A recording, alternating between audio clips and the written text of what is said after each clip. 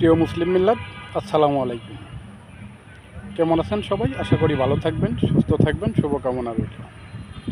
আমি একটি কথা বিনয়ের সাথে বলতে চাই, যারাই আমরা ধর্ম পালন করি, মুসলমান ধর্ম, ইসলাম ধর্ম দাবি করি, তাদেরকে বলবো, এটাই বলবো, আপনারা যেখান থেকে যেভাবেই ধর্ম প্রচার করতেছেন, সঠিক ধর্ম প্রচার করবেন।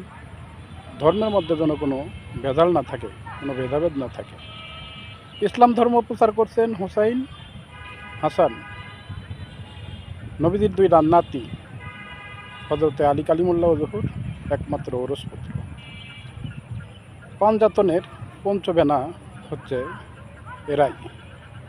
এদেরকে বাদ দিয়ে কখনো কোনো ধর্ম চলবে না। এদের প্রতি কোনো কূটনৈতিক, কোনো খারাপ আচরণ, কোনো খারাপ ভাষা যে ব্যবহার করবে, সে কখনো ইসলাম ধর্মের প্রতিষ্ঠাতা হতে পারবে না।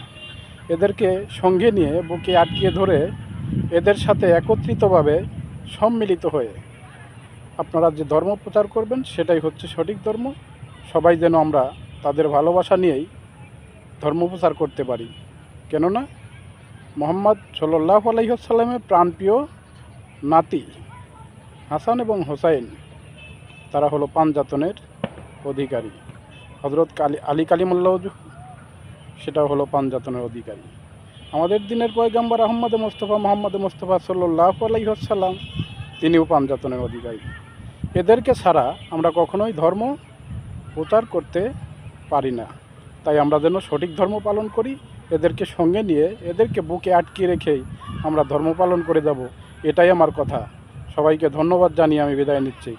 আল্লাহ হাফেজ, ভালো থাকবেন, সুস্থ থাকবেন।